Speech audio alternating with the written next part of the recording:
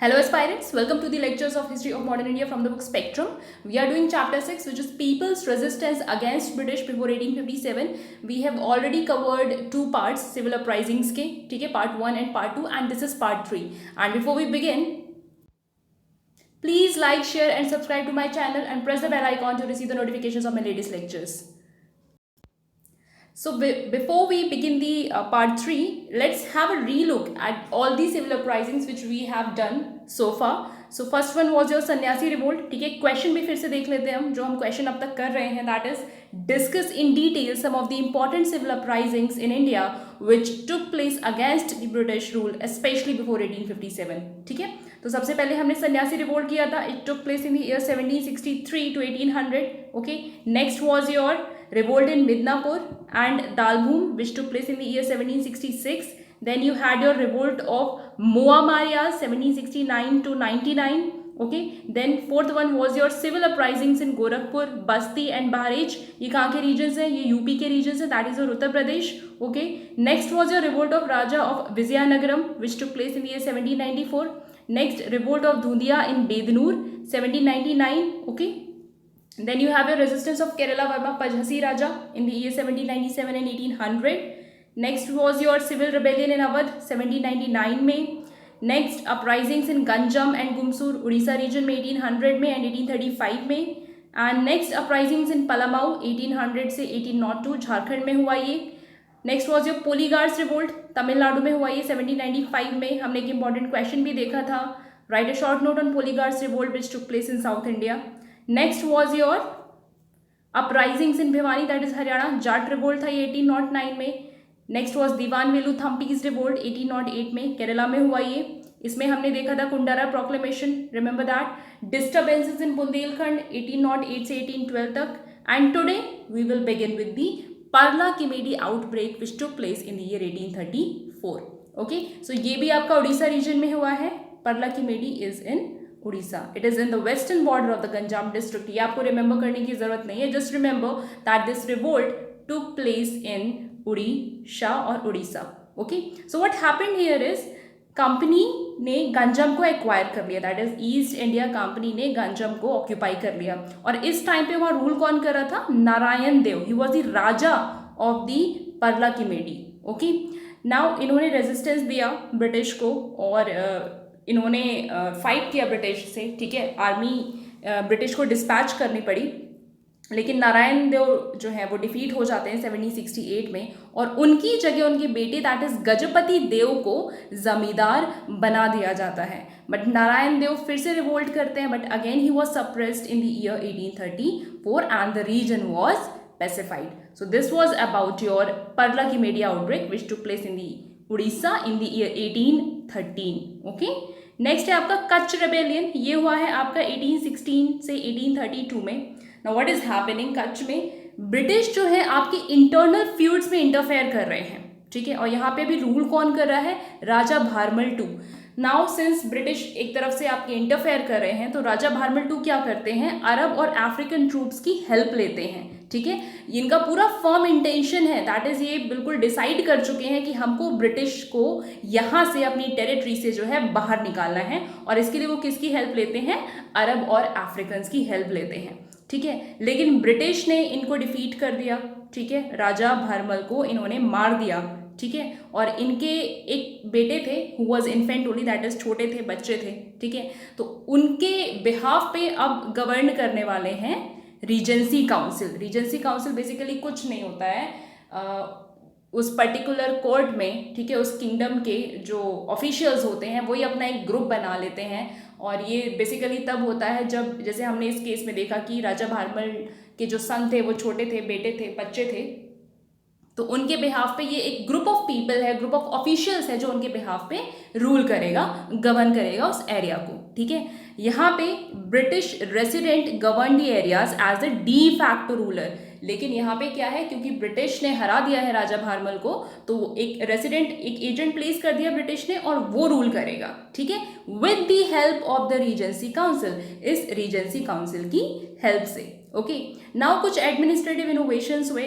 That is जो ये नया रीजेंसी काउंसिल आया, जो नया ग्रुप ऑफ पीपल है, ठीक है, इन्होंने कुछ नए रूल्स, कुछ नए लॉज बना दिए हैं। और इसमें क्या कर रहे हैं, ये land assessment, excessive land assessment, that is again the same thing, they are charging very high fee, high taxes. Okay, obviously फिर रिजेंटमेंट होगा, peasants are not going to like this. Okay, now some of the chieftains continued their rebellion against alien rule. Raja Bharmal तो चले गए, ठीक है, उनकी death हो जाती है, लेकिन उसके बाद भी कुछ चीफटेन्स हैं जो उस रेबेलियन को कंटिन्यू रखते हैं against alien rule, that is the British rule. ठीक है, लेकिन इसको सप्रेस करने के लिए काफ़ी लार्ज स्केल पे मिलिट्री ऑपरेशंस करते हैं ब्रिटिश, दैट इज कंपनी, लेकिन उसके बाद भी सिचुएशन कंट्रोल में नहीं आती। जो रेबेलियन चल रहा था इसको ये कंट्रोल नहीं कर पाते हैं और एक कंसाइलिएटरी पॉलिसी इनको साइन करनी पड़ती है, दैट इज ब्रिटिश को इन चीफटेन्स के साथ एक पीस, एक एग्रीमेंट साइन करना पड़ता है। ठीक है, that we won't snatch your lands और वी वोंट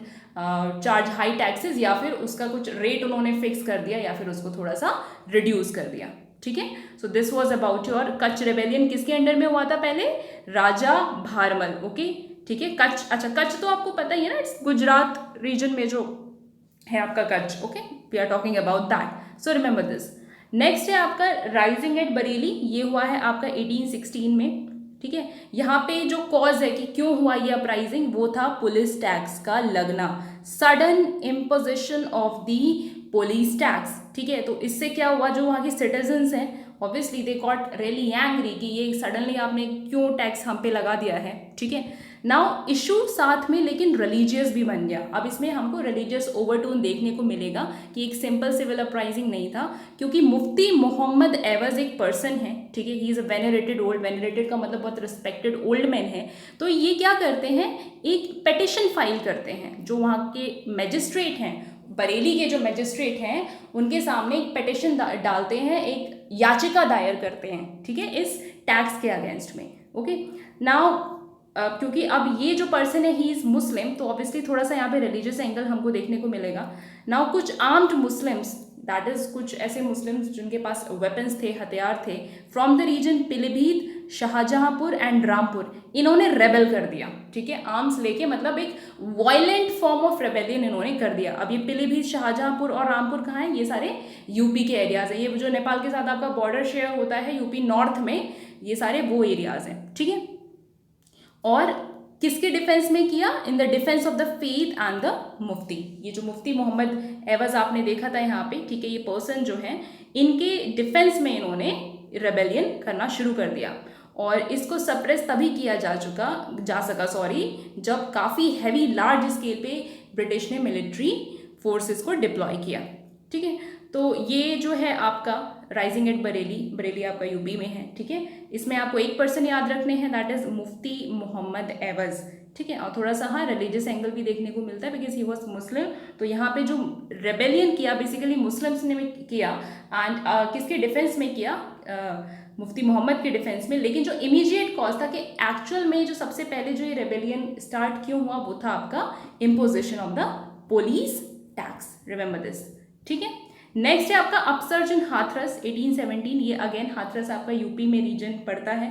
ठीक है, now what happened, English concluded the settlement of Hathras estate with the Dayaram as a farmer. एक फार्मर थे, ठीक है, हाथरस में एक फार्मर थे, नाम था उनका दयाराम, उनके साथ इंग्लिश ने एक सेटलमेंट, एक अग्रीमेंट कर लिया कि ये जो हाथरस है, एस्टेट का मतलब होता है एक बहुत बड़ा एरिया है लैंड का, और ज़्यादातर क्या है कि एक कोई पर्टिकुलर फैमिली और a group of people related to same family जो है उसको ओन करते हैं। तो यही वो दयाराम है। ठीक है, उनके साथ हाथरस को लेके एग्रीमेंट साइन कर लिया गया, लेकिन रेवेन्यूज़ क्या है, काफ़ी बढ़ गए। ठीक है, अच्छा यहाँ पे एग्रीमेंट का मतलब है कि जो इंग्लिश है उन्होंने बेसिकली हाथरस को कर लिया ऑक्यूपाई। अब वहाँ पे क्या है कि वहाँ से जो टैक्सेस कलेक्ट करने हैं, उनको रेवेन्यूज कलेक्ट करने हैं, वो किसके बिहाफ पे करेंगे, वो दयाराम के बिहाफ पे करेंगे, मतलब दयाराम जी हैं उनको कलेक्ट करके देंगे ब्रिटिश को। ठीक है, लेकिन अब जो टैक्सेस हैं ऑब्वियसली वो बहुत हाई हैं, और दयाराम जी जो हैं वो फेल हो जाते हैं, वो एरियर्स पे नहीं कर पाते हैं। And he also committed acts of hostility by giving harbour to the government fugitives. अब एक तो इन्होंने टैक्सेस नहीं पे किए, दूसरा इन्होंने क्या काम किया कि इन्होंने जो कुछ ऐसे भागे हुए लोग थे जो ब्रिटिश की कैद में थे लेकिन वो भाग गए थे, ठीक है, जिनको ब्रिटिश पकड़ना चाहती थी, उनको उन्होंने सपोर्ट किया, उनको उन्होंने शेल्टर दिया, ठीक है, किसने, दयाराम ने। So obviously British are going to get angry over this. So company क्या करती है, अटैक कर देती है हाथरस पे 1817 में। दयाराम ने बहुत ब्रेवली फाइट किया उनसे, ठीक है, एस्केप भी कर गए अनहार्म्ड, बट उनको उनके साथ फाइनली जो है एक एग्रीमेंट साइन करना पड़ता है, ठीक है, सबमिशन करना पड़ता है and settle down with a pension. That is अब हाथरस जो है पूरी तरीके से ब्रिटिश के अंडर में आ गया और ये एज अ पेंशनर जो है वो सेटल डाउन हो जाते हैं, ठीक है। So this was about upsurge in Hathras. नाम याद रखना है Dayaram, okay. Year was 1817। Next है आपका Paika rebellion, very very important. Let's have a look at the question. एक क्वेश्चन देख लेते हैं। Where did the Paika rebellion took place, give a brief account of the rebellion. आपको बताना है कहाँ हुआ था सबसे पहले ये रेबेलियन और थोड़ा सा कुछ उसके बारे में आपको ब्रीफ इंफॉर्मेशन देनी है। So again this happened in Orissa only, ठीक है। नाउ पाइकाज हैं कौन, पाइकाज जो है उड़ीसा के, या फिर पाइक्स भी बोला जाता है इनको, ये ट्रेडिशनल लैंडेड मिलिशिया हैं, दैट इज फुट सोल्जर्स हैं। आपने देखा होगा ना मूवीज में, वॉर्स में, वो जो एक तो होते हैं कि यू नो मेन कमांडर्स होते हैं, वो are riding on the horses, ठीक है, और एक होते हैं आपके फुट सोल्जर जो सिर्फ पैदल चल के लड़ाई आपकी कर रहे होते हैं। तो ये लैंडेड मिलिशिया, लैंडेड का मतलब क्या है कि इनके पास अपनी ज़मीनें भी हुआ करती थी। So they enjoyed rent free and land tenures, ठीक है, अपनी मिलिट्री सर्विस के लिए। अब आप ये थोड़ा सा रिलेट कर सकते हैं पोलीगार से, जैसे पोलीगार्स अपनी military service that is war में अपना कंट्रीब्यूशन देते थे, उसके बदले में उनको लैंड्स दी जाती थी। सिमिलरली पाइकास को उड़ीसा में भी अपनी मिलिट्री सर्विस के लिए बदले में उनकी लैंड्स दिया जाता था उनको, ठीक है। And policing functions on a hereditary basis, और ये दूसरा काम भी करें, दैट इज ये पुलिसिंग फंक्शंस भी करें अपने पर्टिकुलर रीजन में, that is maintenance of law and order and the monitoring the criminal activities, और हेरिडिटरी बेसिस पे करें, दैट इज एक ही फैमिली जो है वो इस बिजनेस में ऑक्यूपाइड है, ओके। नाउ इंग्लिश कंपनी ने उड़ीसा को 1803 में कर दिया कॉन्केर, ठीक है, और राजा ऑफ खुर्दा यहाँ पे जो रूल कर रहे हैं, खुर्दा एक प्लेस है, ठीक है, वहाँ के राजा हैं, राजा ऑफ खुर्दा, उनको डीथ्रोन कर दिया, दैट इज उनको उनकी गद्दी से हटा दिया, ठीक है। तो पाइक्स की जो प्रेस्टीज है वो काफ़ी जो है वो कम हो गई। सेम जैसा पोलीगार्ड्स के साथ हुआ था, सेम इनके साथ भी हुआ, क्योंकि इनको इनका एम्प्लॉयमेंट इनसे छिन गया, ठीक है, इनका सोर्स ऑफ लाइवलीहुड इनसे छिन गया। दूसरा काम किया कि extortionist land revenue policy of the company. अब सेम चीज, यू नो, वही again one and the same thing, that revenues बहुत हाई कर दिए हैं, टैक्सेस बहुत हाई कर दिए हैं, तो जमींदार्स और पीजेंट्स दोनों ही बहुत परेशान हैं, ठीक है। नाउ कॉमन मासेस भी अफेक्टेड है। एक तो चलो ये तो आपका पहला कॉज हो गया कि पाइकाज को यू नो एम्प्लॉयमेंट नहीं मिला, ठीक है। नाउ नेक्स्ट क्या था कि सॉल्ट के प्राइसेस बढ़ गए क्योंकि टैक्सेस इम्पोज कर दिए गए, ठीक है। ये कॉमन मासेस की बात करें कि जो कॉमन सिटीजन्स हैं वो कैसे सफ़र कर रहे हैं, सॉल्ट का प्राइस बढ़ा दिया, टैक्स बढ़ा दिया, ये पहला चीज़, ठीक है, फर्स्ट। सेकंड क्या किया उन्होंने, एबॉलिशन ऑफ द कौड़ी currency, this is very important, ठीक है। ये जो तीनों रीजंस हैं ये बहुत इंपॉर्टेंट है, याद रखने हैं आपको। कौड़ी करेंसी क्या होता है, ये एक बेसिकली लोकलाइज्ड करेंसी होती है, एक स्पेसिफिक उस पर्टिकुलर एरिया में। इस छोटे लेवल पे जब इस तरीके की यू नो परचेजिंग और सेलिंग हो रही है तो उसके लिए हम यूज़ करते थे कौड़ी करेंसी, ठीक है। सो ये क्या किया, इसको एबॉलिश कर दिया गया, यहाँ पे ब्रिटिश ने आके इसको एबॉलिश कर दिया। और तीसरा काम क्या किया, requirement of payment of taxes in silver, very very important, कि आपको जो भी टैक्सेस देने हैं आपको ना किसी करेंसी में देने हैं और किसी फॉर्म में नहीं देने, सिर्फ और सिर्फ सिल्वर में देने हैं। तो तीन चीज़ें आपने बेसिकली देखी है। पहला था कि सॉल्ट का प्राइस बढ़ा दिया, दूसरा कौड़ी करेंसी जो है उन्होंने एबॉलिश कर दी, और तीसरा जो टैक्सेस देने हैं वो आपको सिल्वर में देने हैं। तो ये भी कुछ रीजंस थे या कॉजेज बने फॉर दी पाइका रेबेलियन, ठीक है ना। व्हाट हैपेंड, एक पर्सन है मुकुंद देव, ठीक है, so you remember this name, Mukund Dev यहाँ पे लीड कर रहे हैं। इनके सपोर्ट के साथ जो राजा हैं खुर्दा के, जिनको उनके थ्रोन से हटा दिया गया, और कुछ और जमींदार, ठीक है, उस रीजन के, जैसे आपके बाक्षी जगबंधु विद्याधर, ठीक है, इन्होंने मिल के जो है वो रेबेल किया अगेंस्ट दी ब्रिटिश, ठीक है। एक आर्मी बनाई पूरी पाइकास की, पाइकास तो वैसे भी फुट सोल्जर्स थे, ठीक है, तो आर्मी क्रिएट कर ली और ईस्ट इंडिया कंपनी के अगेंस्ट इन्होंने फाइट किया, ठीक है। और एक बार के लिए तो ईस्ट इंडिया कंपनी को रिट्रीट भी करना पड़ा, दैट इज वापस भी जाना पड़ा। और इसी रेबेलियन को कहा जाता है पाइका विद्रोह। विद्रोह का मतलब विद्रोह और विद्रोह हम दोनों देखेंगे, ठीक है। विद्रोह कहा जाता है रेबेलियन, विद्रोह is the Hindi meaning of rebellion, okay. Next जो खुर्दा है, ठीक है, he was back under company control by mid 1817। ये वापस से कंट्रोल में आ जाते हैं, लेकिन जो पाइका है वो रेबेल करते हैं और गुरिल्ला टैक्टिक्स ये यूज़ करते हैं। लेकिन 1818 तक आते आते इस रेबेलियन को सप्रेस कर दिया जाता है और रिप्रेस कर दिया जाता है। 1825 में जगबंधु सरेंडर कर देते हैं। अभी हमने देखा था ना, Jagabandhu was also the person who was supporting और टेकिंग और participating in the rebellion, okay. वो भी सरेंडर कर देते हैं, ठीक है। नेगोशिएट कर लेते हैं ब्रिटिश उनके साथ, और कुछ लेकिन कहते हैं कि उनको कैप्चर करके ब्रिटिश ने मार दिया था 1829 में, okay.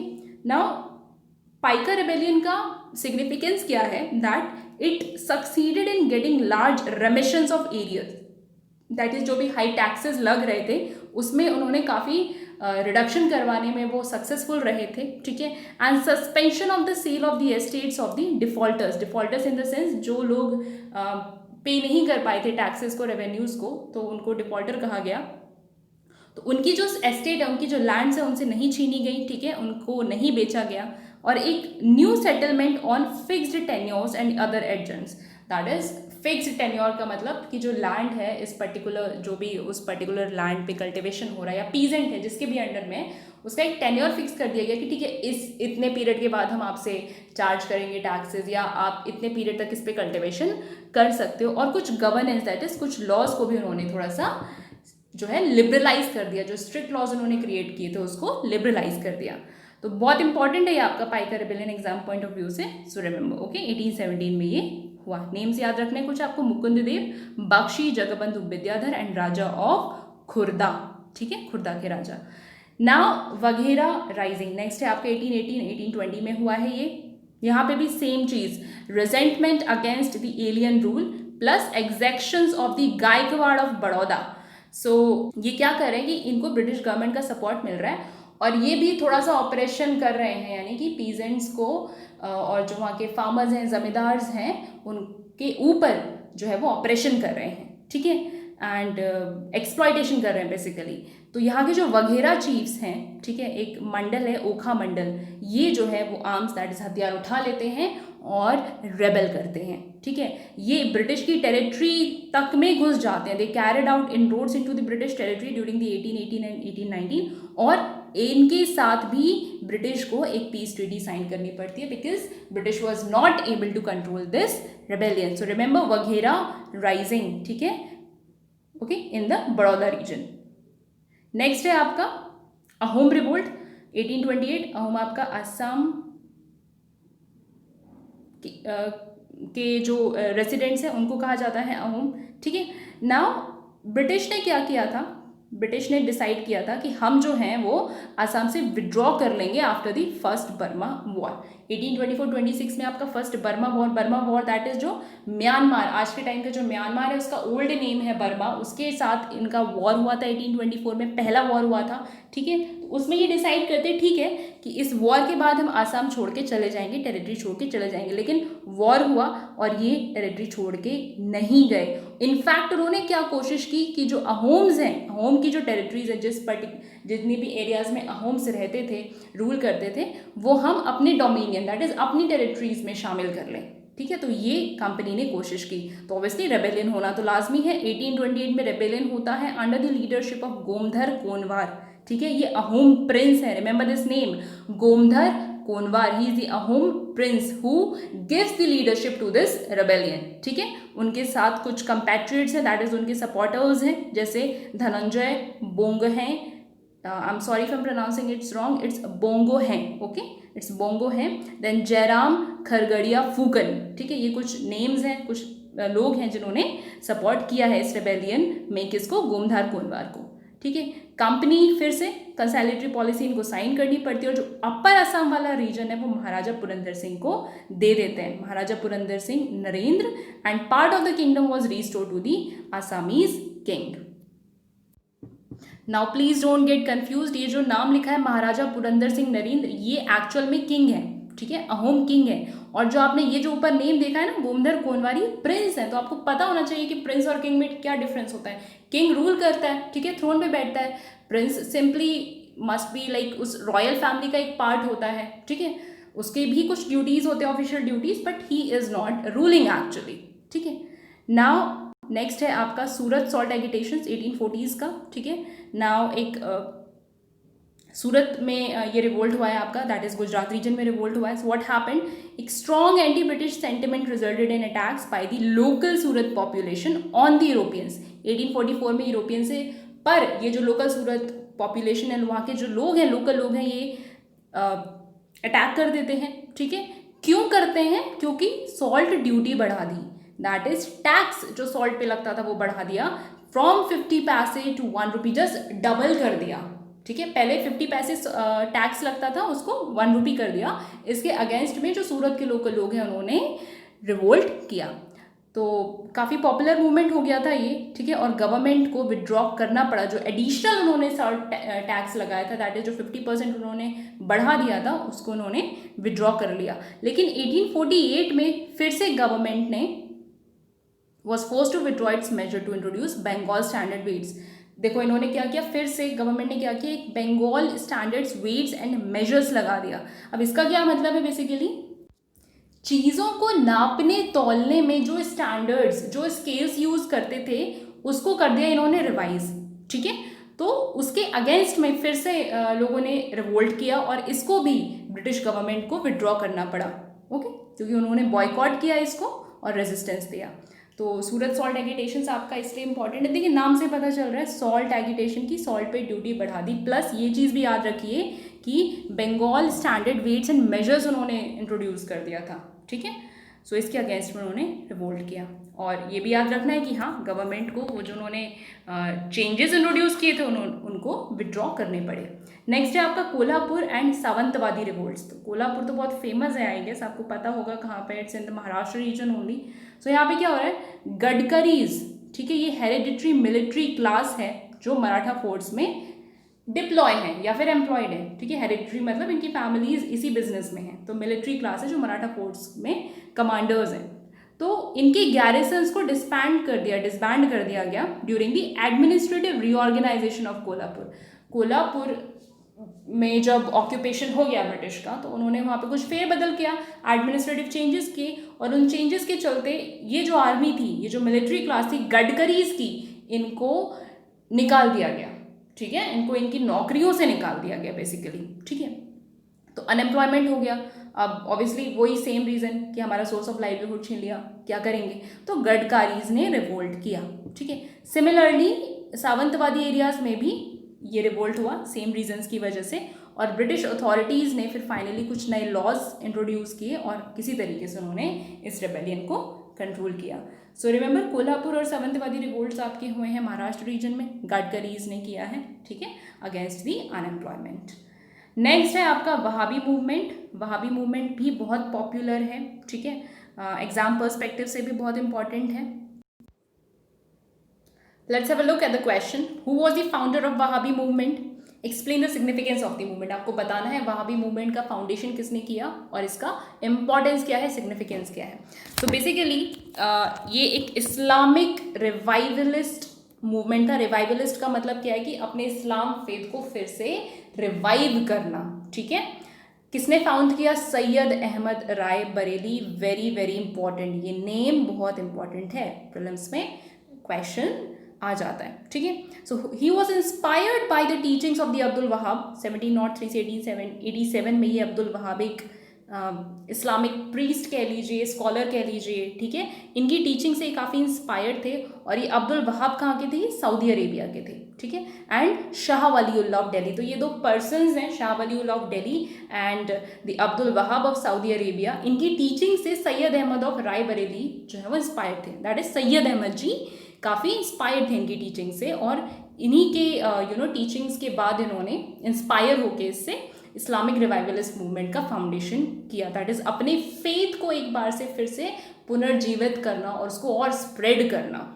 Now Syed Ahmad condemned the western influence, ये सारे पॉइंट्स बहुत इंपॉर्टेंट हैं, ठीक है। इन्होंने वेस्टर्न इन्फ्लुएंस को कंडेम किया, कहा कि ये जो वेस्टर्न कंट्रीज़ का इन्फ्लुएंस इंडिया पे आ रहा है ये बिल्कुल गलत है, ठीक है। और स्पेशली इस्लाम पे जो इन्फ्लुएंस आ रहा है ये गलत है, कि जो लोग नए नई चीज़ें सीख रहे हैं फ्रॉम दी वेस्टर्न कंट्रीज़ ये गलत है, ठीक है। He advocated a return to pure Islam and society as it was in the Arabia of the prophet's time.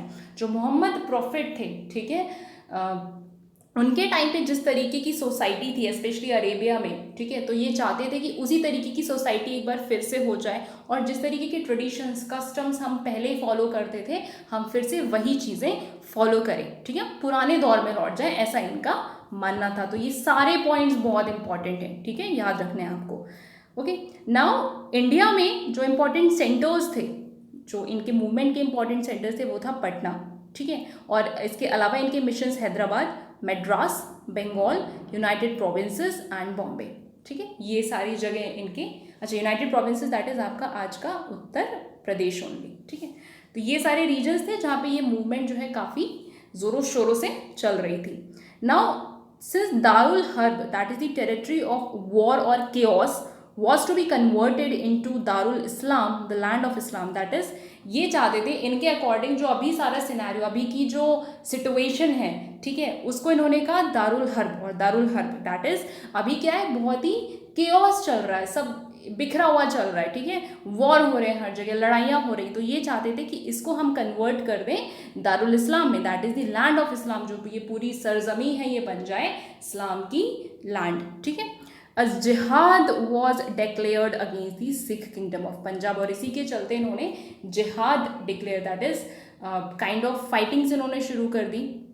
Basically जो जिहाद का जो मतलब होता है वो होता है कि कोई कोई सिन है, कोई पाप हो रहा है तो उसके अगेंस्ट फाइट करना। तो बट यहाँ बेसिकली हम यही समझेंगे सिंपल लैंग्वेज में कि इन्होंने जो सिख किंगडम था पंजाब का उसके अगेंस्ट फाइट डिक्लेयर कर दिया, ठीक है। सिख रूलर को इन्होंने डिफीट किया, ठीक है, एंड इनकॉर्पोरेट कर लिया पंजाब को।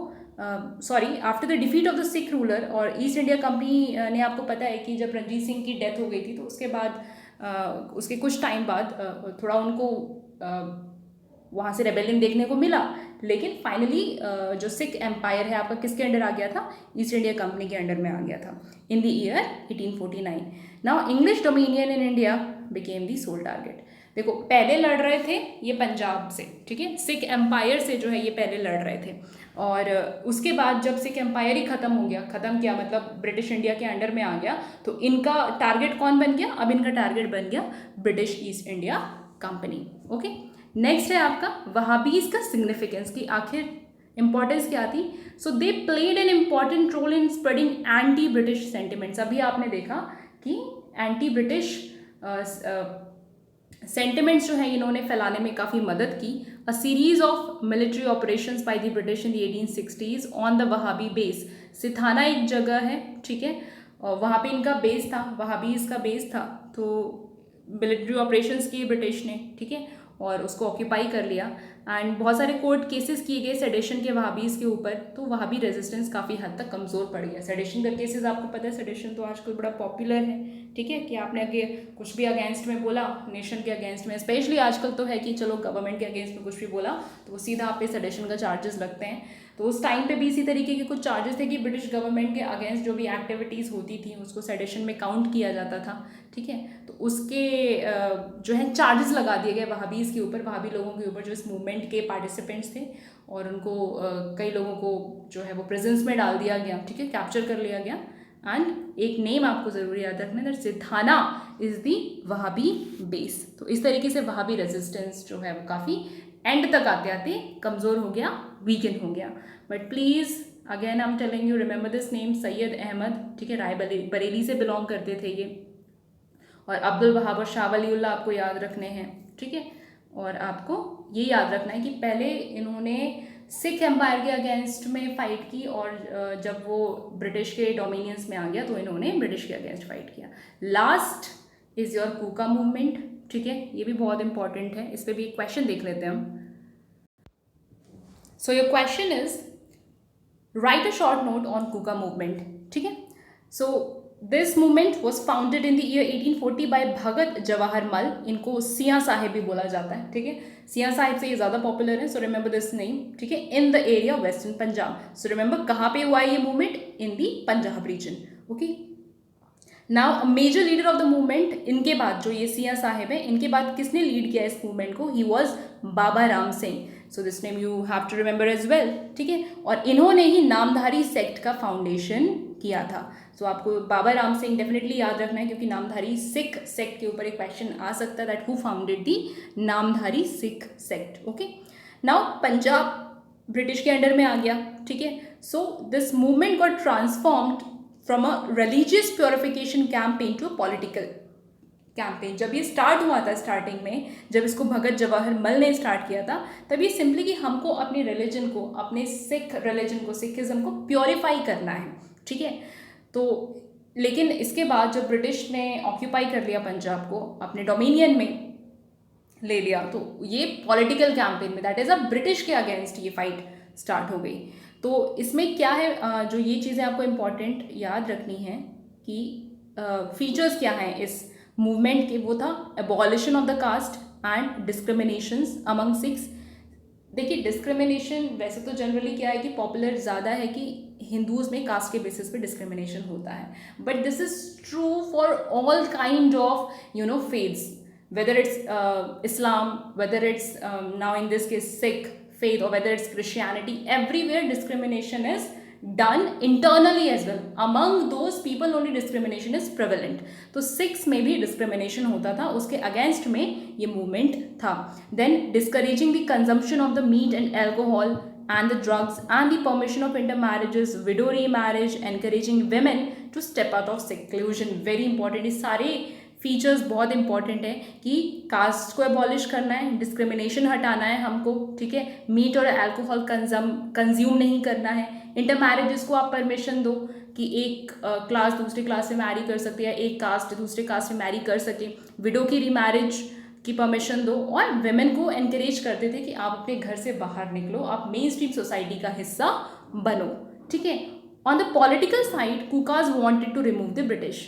तो ये तो रिलीजियस एंगल हो गया इसका कि रिलीजियस मूवमेंट के क्या फीचर्स थे, और पॉलिटिकल की बात कर लें तो सेम कि वो ब्रिटिश को हटाना चाहते थे और पंजाब पर सिख रूल जो है वो री एस्टेब्लिश करना चाहते थे, ठीक है। So they advocated wearing hand woven clothes and boycott of English laws. उन्होंने कहा कि ये जो इंग्लिश लॉज बने हुए हैं ये बिल्कुल आप फॉलो मत करो, और खुद के बुने हुए कपड़े आप पहनो, ठीक है। उनके एडुकेशन और उनके प्रोडक्ट्स को पूरी तरीके से बॉयकॉट करो, ठीक है। So the concepts of swadeshi and non cooperation were propagated by the Kukas. बहुत इंपॉर्टेंट है, स्वदेशी मूवमेंट तो बहुत बाद में हुआ, right, it happened in early 20th century, ठीक है। लेकिन ये जो कॉन्सेप्ट है कि हमें इंडिजीनियस प्रोडक्ट्स को यूज़ करना चाहिए, दैट इज़ स्वदेशी, खुद के प्रोडक्ट्स को यूज़ करना चाहिए, ये कॉन्सेप्ट जो है ये बहुत पहले से कूका मूवमेंट ने ऑलरेडी प्रोपेगेट करना शुरू कर दिया, both non cooperation as well and the swadeshi. बहुत पोटेंशियल क्वेश्चन है ये प्रीलिम्स का, ठीक है, कि ये कॉन्सेप्ट जो है कोई नया नहीं था, सडनली कॉन्सेप्ट नहीं आया था, it was an old concept introduced by the Kukas, ठीक है। ब्रिटिश ने काफ़ी स्टेप्स लिए इनको सप्रेस करने के लिए, क्रश करने के लिए in the period 1863 and 1872। So this is all about your uprisings. खत्म हो गया आपका जितने भी अपराइजिंग्स थे, हमने देखा इन ऑल 24 अपराइजिंग्स हैं आपकी, ठीक है। नेक्स्ट लेक्चर में we will be dealing with the peasant movements with religious overtones, जहाँ पे रिलीजियस एंगल स्पेशली देखने को मिलेगा हमें, बट सिविल अपराइजिंग जो कॉमन लोगों के, स्पेशली पीजेंट्स और जमींदार्स के और किंग्स और प्रिंसेस के अपराइजिंग वो आपके खत्म। So that's it for today, but please don't forget to like, share and subscribe, and thank you so much for learning with me. Meet you in the next lecture.